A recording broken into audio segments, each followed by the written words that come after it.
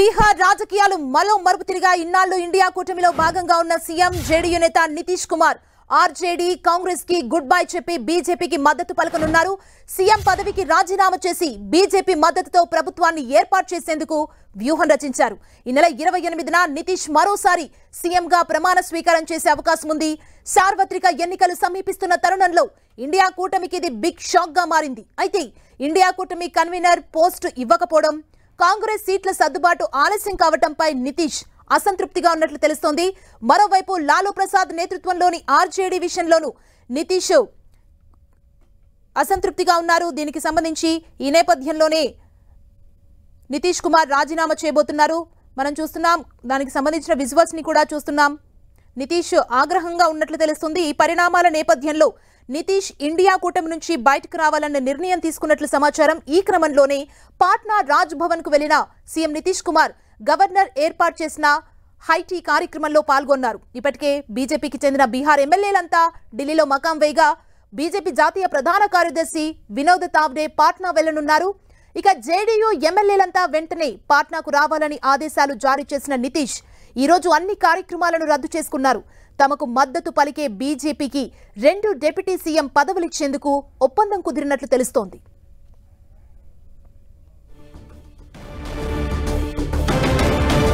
బీహార్ రాజకీయ పరిణామాలపై వేచి ఉండాలన్నారు ఎంపీ సుశీల్ మోదీ. రాష్ట్రంలో ప్రభుత్వ ఏర్పాటుకు తొందర లేదన్న ఆయన దీనిపై బీజేపీ ఏ నిర్ణయం తీసుకుంటుందో ఇప్పుడే చెప్పలేమన్నారు.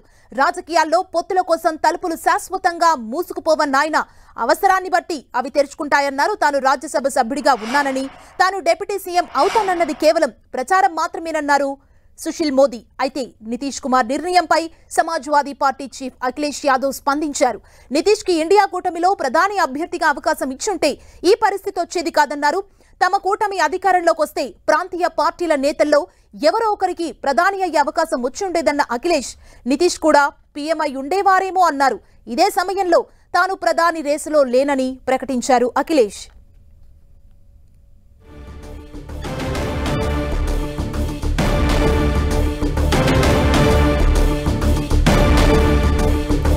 బీహార్ రాజకీయాలు మరో మలుపు తిరిగాయి. ఇన్నాళ్లు ఇండియా కూటమిలో భాగంగా ఉన్న సీఎం జేడీయూ నేత నితీష్ కుమార్ ఆర్జేడీ కాంగ్రెస్ కి గుడ్ బై చెప్పి బీజేపీకి మద్దతు పలకనున్నారు. సీఎం పదవికి రాజీనామా చేసి బీజేపీ మద్దతుతో ప్రభుత్వాన్ని ఏర్పాటు చేసేందుకు వ్యూహం రచించారు. ఈ నెల 28న నితీష్ మరోసారి సీఎంగా ప్రమాణ స్వీకారం చేసే అవకాశం ఉంది. సార్వత్రిక ఎన్నికలు సమీపిస్తున్న తరుణంలో ఇండియా కూటమికి ఇది బిగ్ షాక్ గా మారింది. అయితే ఇండియా కూటమి కన్వీనర్ పోస్ట్ ఇవ్వకపోవడం, కాంగ్రెస్ సీట్ల సర్దుబాటు ఆలస్యం కావడంపై నితీష్ అసంతృప్తిగా ఉన్నట్లు తెలుస్తోంది. మరోవైపు లాలూ ప్రసాద్ నేతృత్వంలోని ఆర్జేడీ విషయంలోనూ నితీష్ కినుక వహించినట్లు సమాచారం.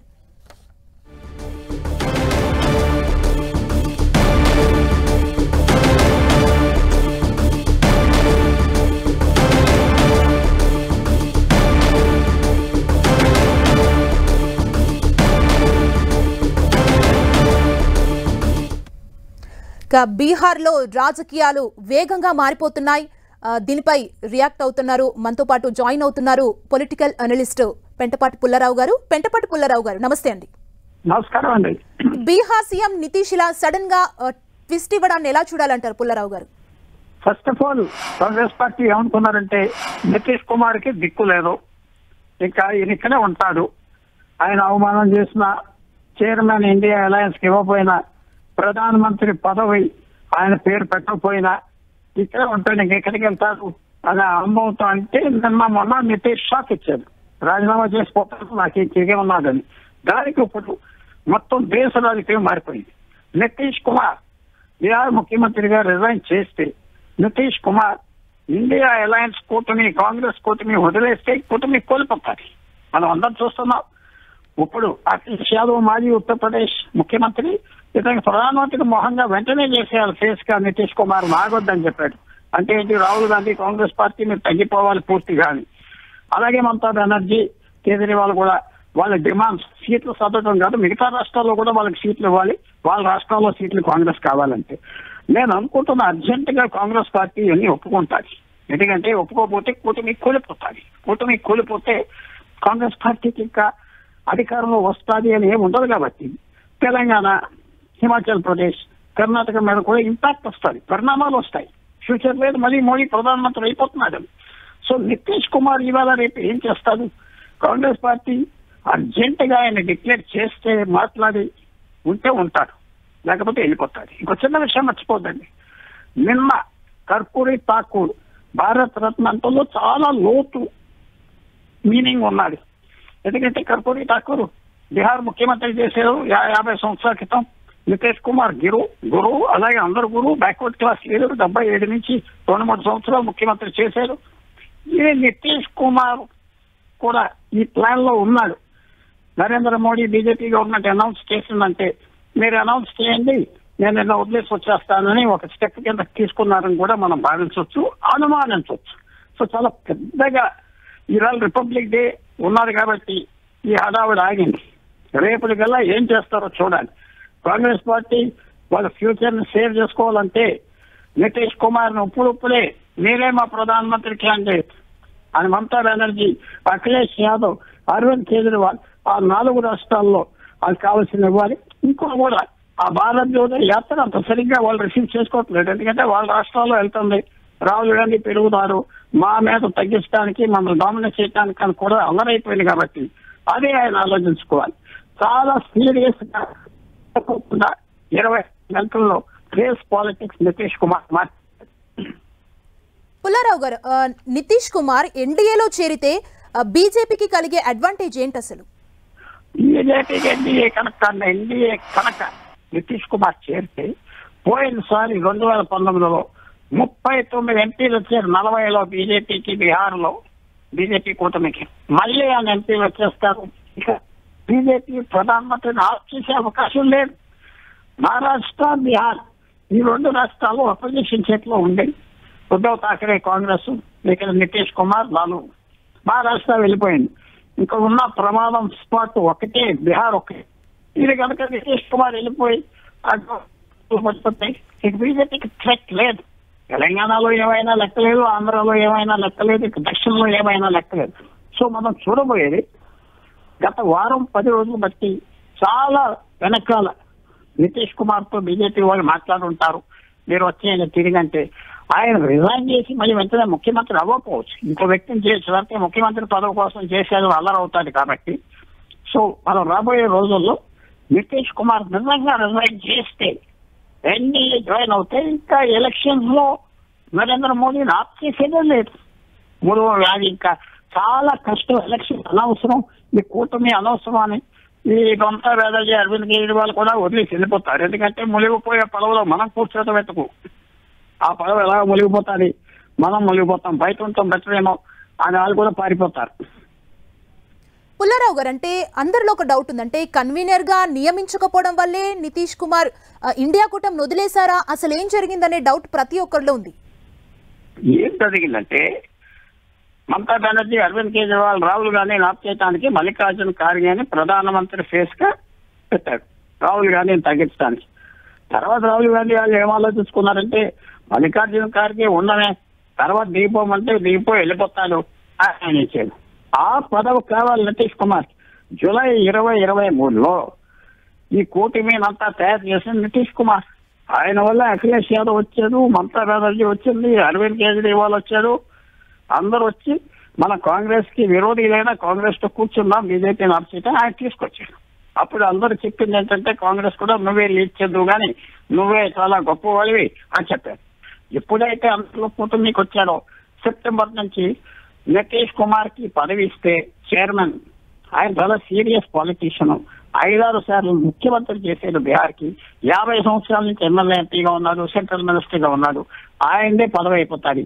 ఇంకా Rahul Gandhi good bye retirement కానీ ఆయన ఆఫ్ చేశారు. కన్వీనర్ పదవి ఆయనకు అక్కర్లేదు, చైర్మన్ కావాలి. చైర్మన్ మల్లికార్జున ఖార్గే ఇచ్చారు కాబట్టి నాకేం అక్కర్లేదు అన్నాడు. ఇంక ఎందుకు ఇక్కడ పక్కన కూర్చోక ఆయన ఆలోచించుకుంది ఏంటంటే ఓడిపోతే ఓడిపోతున్నారు. నరేంద్ర మోడీ కొంచెం బాగా పెరిగింది గ్రాఫిక్ గత 10 రోజుల్లో.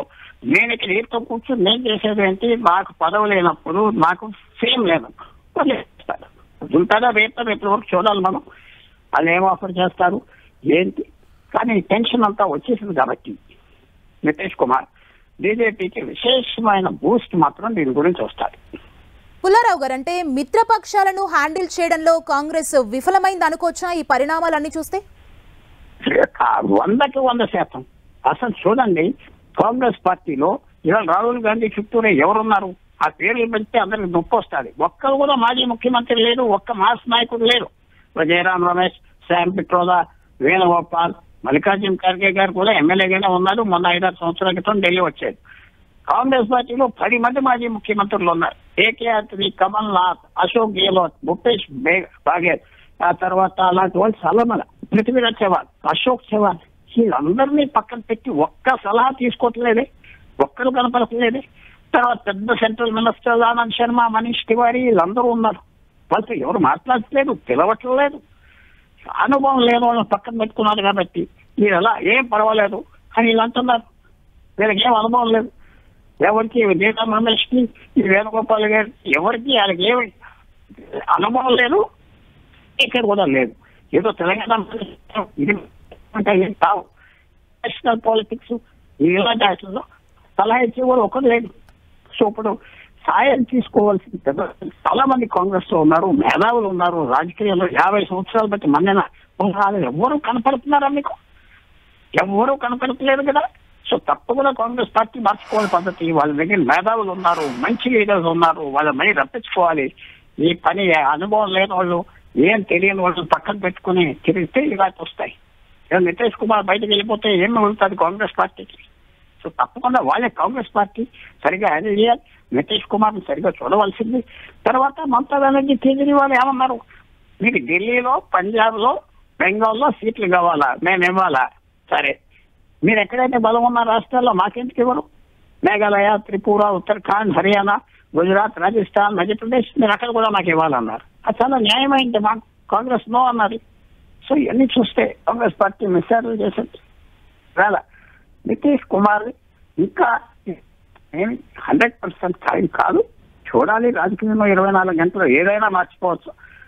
ఇది తప్పకుండా తెలంగాణ మీద కూడా ఇంపాక్ట్ ఉంటుంది, చాలా పెద్ద ఇంపాక్ట్ ఉంటుంది. నితీష్ కుమార్ మాత్రం వెళ్ళిపోయారు. పుల్లారావు గారు, అంటే ఈ తాజా పరిణామాలన్నీ చూస్తే ఇప్పుడు ఇండియా కూటమి పరిస్థితి ఏంటి? ఇండియా కూటమి పరిస్థితి కూలిపోయేటట్టుగా ఉన్నది. నితీష్ కుమార్ వెళ్ళిపోతే అఖిలేష్ యాదవ్ కూడా వెళ్ళిపోతాడు. ఎందుకంటే కాంగ్రెస్ పార్టీకి ఏం ఓట్లు లేవు, బెదిరిస్తున్నారు మనం ఉత్తరప్రదేశ్ లో అంటున్నారు. ఇప్పుడు అఖిలేష్ యాదవ్ ఉత్తరప్రదేశ్ అన్నాడు. నితీష్ కుమార్ ప్రధానమంత్రి మోహన్ చేసేయాలి అర్జెంట్ గా. ఇప్పుడే ప్రధానమంత్రి పదవి ఆయనకి, ఎవరికి అక్కర్లేదంటే ఏంటి అర్థం? రాహుల్ గాంధీ నువ్వు పని చేయవని అర్థం అంతే కదా. మమతా బెనర్జీ అదే అన్నాడు, కేజ్రీవాల్ అదే అన్నాడు, భగవంత్ సింగ్ మాన్ పంజాబ్ ముఖ్యమంత్రి అదే అన్నాడు. సో వాళ్ళందరికీ వచ్చి రాహుల్ ఏంటంటే రాహుల్ గాంధీ ఆయన తప్పుకుంటే వీళ్ళందరూ కలుస్తారు. ఆయన తప్పుకోవట్లేదు. ఆయన కాంగ్రెస్ ప్రెసిడెంట్ కాకపోయినా కాంగ్రెస్ ప్రెసిడెంట్ అంటే పెద్దగా ఉన్నాడు. అవి ముందుగా పర్వాలేదు. ఈ నితీష్ కుమార్ ప్రధానమంత్రి నువ్వే అని పబ్లిక్ గా చెప్పి ఎవరు వచ్చినా నువ్వే అంటే అయిపోదు. అది చేయలేదు. సో ఇవాళ పరిణామాలు ఎంతవరకు వెళ్తాయో నేను ఇవాళ చెప్పట్లేదు. సీరియస్ పరిణామాలు ఉన్నాయి. నేను అలాగే నీకు చెప్పాను, తెలంగాణ కర్ణాటక మీద కూడా ఈ పరిణామాలు పెడతాయి. ఎప్పుడైతే నితీష్ కుమార్ వెళ్ళిపోతాడో ప్రజలకు మెసేజ్ ఏంటి? కాంగ్రెస్ పార్టీ ఎక్కడ లేదు ఉత్తర భారత్లో, ఇక్కడ కూడా పోతుంది. మోదీ ఎలాగో ప్రేమ నిష్టైపోతాడు. మన జాగ్రత్తలో మన పడాలని నాయకులందరూ జాగ్రత్తలో పడిపోతారు. పుల్లారావు గారు, అంటే ఇండియా కూటమిలో ప్రధానంగా ఎక్కడ మిస్టేక్ జరిగింది? మిస్టేక్ ఎక్కడ జరిగిందంటే నితీష్ కుమార్ పిలవటం, ఆయనకి పెద్ద పదవి ప్రామిస్ చేయటం, ఇవ్వకపోవటం. తర్వాత అందరూ మనతో చేరిపోయారు. మనం పూర్వం ఉన్న అలవాట్లు మనం చేసుకోవాలి. వాళ్ళ బలాన్ని మనం వాడాలి, మన బలాన్ని వాళ్ళకి ఇవ్వకూడదు. ఎలా సాగుతుంది? ముఖ్యమంత్రులుగా మమతా బెనర్జీ, అరవింద్ కేజ్రీవాల్, పంజాబ్ ముఖ్యమంత్రులు వాళ్ళ బలం వాళ్ళకు ఉన్నది. ఎందుకు వదులుకుంటారు? వాళ్ళ రాష్ట్రాల్లో కాంగ్రెస్ కి ఎంపీలు ఇవ్వాలి. కాంగ్రెస్ ఎక్కడైతే బలంగా ఉంటే ఇవ్వదే, కర్ణాటకలో, తెలంగాణలో ఇవ్వదే. ఎందుకు ఇవ్వరు మీరు అంటున్నారు మమతా బెనర్జీ, కేజ్రీవాల్. సో బలం మిస్టేక్ ఏంటంటే కేర్ఫుల్ గా హ్యాండిల్ చేయాలి, ఆనెస్ట్ గా హ్యాండిల్ చేయాలి, నిజం చెప్పాలి, చేయలేని పని చేయలేమని చెప్పాలి. పెద్ద పెద్ద నాయకులు నితీష్ కుమార్ లాంటి వాళ్ళు వాళ్ళు ఫూల్స్ గా తీసుకుంటే ఎలాగా? అన్ని ట్రిక్స్ తెలిసి నితీష్ కుమార్, అన్ని ట్రిక్స్. 5-6 సార్లు ముఖ్యమంత్రి బీహార్గా ఉన్నాడు. అలాంటి మనిషికి మీరు అతన్ని టీస్ చేసి మోసం చేస్తే అతను ఆగేడు. అవకాశం వచ్చింది, అతను ఎక్కడికి దిక్కు లేదు కదా, ఇంకెక్కడికి వెళ్తాడు అనుకున్నారు. దిక్కు లేదు అనుకున్నారు, మళ్ళీ వెళ్ళలేదు కదా బీజేపీ కంటే. బీజేపీ తలుపులు తెరిచేసి వచ్చేయమంటుంది, వెళ్తాడు. ముఖ్యమంత్రి అవ్వకపోయినా బయటికి మాత్రం వెళ్ళిపోవడానికి సిద్ధపడుతున్నారు. ఆయన గౌరవం లేదని. కానీ ఇంకా నేను అనేది 24 గంటల్లో ప్రతి సీన్ మారిపోతుంది రాజకీయంలో కనుక కొద్దిగా ఆగుదాం రేపటి వరకు.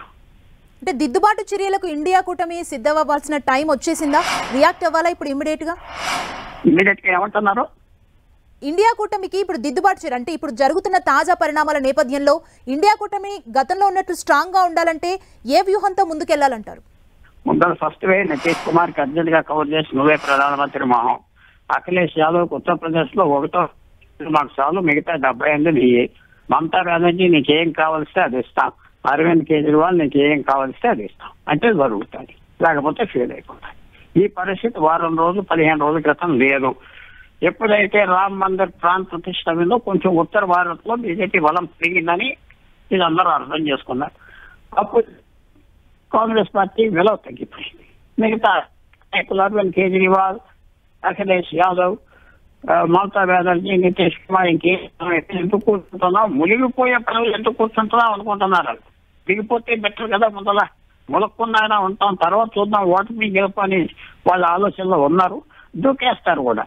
రేపు సరిగ్గా కాంగ్రెస్ పార్టీ ఇవాళ చేయకపోతే ఈ నలుగురు దూకేస్తారు, ఏదో వంకలు పెట్టి దూకేస్తారు.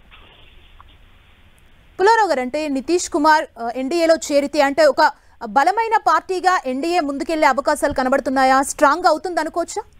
పూర్తిగా స్ట్రాంగ్. బీహార్ మారిపోతాడు, బీహార్ పూర్తిగా బీజేపీకి అయిపోతాడు. ఇప్పుడు సగం బలాలతో ఉన్నారు బీజేపీకి వ్యతిరేకంగా నితీష్ కుమార్, లాలూ యాదవ్. నితీష్ కుమార్ అయితే అది కొలాప్స్ అయిపోతాడు. అతనికి 15% ఓట్ బ్యాంక్ ఉన్నది 30 సంవత్సరాలు బట్టి. 14 అంతే. ఆయన చెప్పినట్టు ఓటేస్తాడు, బీజేపీకి తీసుకెళ్ళి అట్లా చెప్తాడు. సో బీజేపీ బలంగా కూడా ఉన్నారు. ఇప్పుడు ఫినిష్ అయిపోతుంది. కూటమిలో విలువ ఉండదు. ఇంకా కూటమి ఊరుకునే ఒక క్లబ్ లాగా ఉంటుంది, ఏం విలువ లేదు. ముందరికి వెళ్ళే క్లబ్ కాదని అందరూ తెలుసుకుని మరి తప్పుకుంటారు, మెల్లమెల్లగా తప్పుకుంటారు. Okay, thank you Pentapati Pullarao garu మీ విశ్లేషణ అందించినందుకు. ఇక బీహార్ రాజకీయాలు మలుపు తిరిగాయని చెప్పుకోవాలి. ఇన్నాళ్ళు ఇండియా కూటమిలో భాగంగా ఉన్న సీఎం జేడీయూ నేత నితీష్ కుమార్ ఆర్జేడీ కాంగ్రెస్ కి గుడ్ బై చెప్పి బీజేపీకి మద్దతు పలకనున్నారు. సీఎం పదవికి రాజీనామా చేసి బీజేపీ మద్దతుతో ప్రభుత్వాన్ని ఏర్పాటు చేసేందుకైతే ఒక వ్యూహంతో ముందుకెళ్తున్నారు. మరోవైపు ఇండియా కూటమి అయితే బలం కొద్దిగా కోల్పోతున్నట్లుగానే అర్థమవుతుంది. ఇదే అంశానికి సంబంధించి ఓవరాల్ డీటెయిల్స్ మా ప్రతినిధి గోపి మనకు అందిస్తారు. గోపి, బీహార్ రాజకీయ పరిణామాలు ఉత్కంఠకు రేకెత్తిస్తున్నాయి. ఇండియా కూటమి కన్వీనర్ పోస్టును తనకు ఇవ్వకపోవడం, అలాగే సీట్ల సర్దుబాటును ఆలస్యం చేయడం అంశాల పట్ల నితీష్ కుమార్ అసంతృప్తితో ఉన్నట్లుగా తెలుస్తుంది. అలాగే తమ భాగస్వామ్య పక్షాలుగా బీహార్ లో ఉన్న ప్రభుత్వంలో ఉన్న ఆర్జేడీ అలాగే కాంగ్రెస్ తీరు పట్ల కూడా కొంత అసంతృప్తితో నితీష్ కుమార్ ఉన్నట్లుగా తెలుస్తుంది. అందులో భాగంగానే ప్రస్తుతం అక్కడ మహాగఠబంధన్ ఆర్జేడీ అలాగే జేడీయూ కాంగ్రెస్ నేతృత్వంలో ఉన్న ప్రభుత్వాన్ని రద్దు చేసి బీజేపీతో కలిసి ప్రభుత్వాన్ని ఏర్పాటు చేసేందుకు సిద్ధమైనట్లుగా తెలుస్తోంది. కాసేపటి క్రితమే రాజ్భవన్ లో పాట్నాలో గవర్నర్ నివాసంలో జరిగిన ఎట్ హోమ్ కార్యక్రమానికి ఉప ముఖ్యమంత్రిగా ఉన్న తేజస్వి యాదవ్ గైర్హాజరయ్యారు. అలాగే ఇటు బీజేపీ ప్రతిపక్ష నేతగా ఉన్న రాజ్ కుమార్ సిన్హా, అలాగే ఇటు హిందుస్థాన్ ఆవామ్ మోర్చాకు సంబంధించిన నేత జితిన్ రామ్ మాంజీ వీరంతా కూడా సన్నిహితంగా నితీష్ కుమార్ తో మాట్లాడిన పరిస్థితి ఉంది. అయితే ప్రభుత్వ మార్పుకు సంబంధించిన అంశం పైన నితీష్ కుమార్ కానీ ఇటు జేడీయూ సంబంధించిన నేతలు ఎవరు కూడా స్పందించలేదు. మరో 24 గంటల్లో కీలక పరిణామాలు ఇటు బీహార్ లోను అలాగే జాతీయ ఇండియా అలయన్స్ కూటమిలో చోటు చేసుకునే అవకాశం కనిపిస్తోంది. బీహార్ లో ప్రభుత్వ మార్పుతో పాటుగా ఇండియా అలయన్స్ నుంచి జేడీయూ బయటకు వచ్చే అవకాశం కనిపిస్తోంది. ప్రస్తుతం బీజేపీ కేంద్ర కార్యాలయంలో ఢిల్లీ వేదిక ఒక కీలక సమావేశం జరుగుతోంది. సమావేశంలో జేపీ నడ్డాతో పాటుగా అమిత్ షా అలాగే కీలక నేతలు పాల్గొన్నారు. బీహార్ లో జేడీయూతో కలిసి ప్రభుత్వాన్ని ఏర్పాటు చేసే అంశం దిశగా ప్రయత్నాలు జరుగుతున్న నేపథ్యంలో వాటి అంశాలకు సంబంధించి చర్చిస్తున్నారు. ముఖ్యంగా ఈ పరిణామం బీజేపీ చేపట్టాల్సిన చర్యలు అలాగే మంత్రివర్గ కూర్పు సహా ప్రభుత్వ ఏర్పాటులో ఏ విధమైన భాగస్వామ్యాన్ని కలిగి ఉండాలి అన్న అంశాలకు సంబంధించి చర్చిస్తున్నారు. బీహార్ లో బీజేపీకి 78 అసెంబ్లీ స్థానాలు ఉన్నాయి. 4 స్థానాలు హిందుస్థాన్ ఆవామ్ మోర్చా మొత్తం ఎన్డీఏకి కలిపి 82 స్థానాలు ప్రస్తుతం బీహార్ లో ఉన్నాయి. అలాగే 45 ఎమ్మెల్యే స్థానాలు జేడీయూకు ఉన్నాయి. సో ప్రభుత్వం సుస్థిరమైన ప్రభుత్వం ఏర్పాటు చేసేందుకు కావాల్సిన సంఖ్యాబలం ఉంది కాబట్టి సో డిప్యూటీ సీఎంస్ అన్ని అలాగే మంత్రివర్గ కూర్పుకు సంబంధించిన అంశాలపైన ప్రధానంగా బీజేపీ కేంద్ర కార్యాలయంలో చర్చ జరుగుతుంది. అలాగే ప్రభుత్వ ఏర్పాటుకు అంతా తొందరపడాల్సిన అవసరం లేదు అన్న అంశాన్ని కూడా ఇటు బీజేపీకి సంబంధించి రాజ్యసభ ఎంపీగా ఉన్న సుశీల్ మోదీ గతంలో ముఖ్యమంత్రిగా పనిచేశారు. ఆయన కూడా స్పందించడం జరిగింది. అధిష్టానం నిర్ణయం మేరకు మేము నడుచుకుంటామని చెప్పి ఆయన మాట్లాడారు. రాజకీయాల్లో ఎప్పుడు తలుపులు మూసే ఉండవు, ఏ పార్టీకి అవసరాన్ని బట్టి తలుపులు తెరుచుకుంటాయి, అవసరాన్ని బట్టి తలుపులు మూసుకుంటాయి అన్న అంశాన్ని స్పష్టం చేస్తూ అధిష్టానం నిర్ణయం మేరకు తాము నడుచుకుంటామని చెప్పి బీహార్ బీజేపీ నేతలు కూడా స్పందించిన పరిస్థితి ఉంది.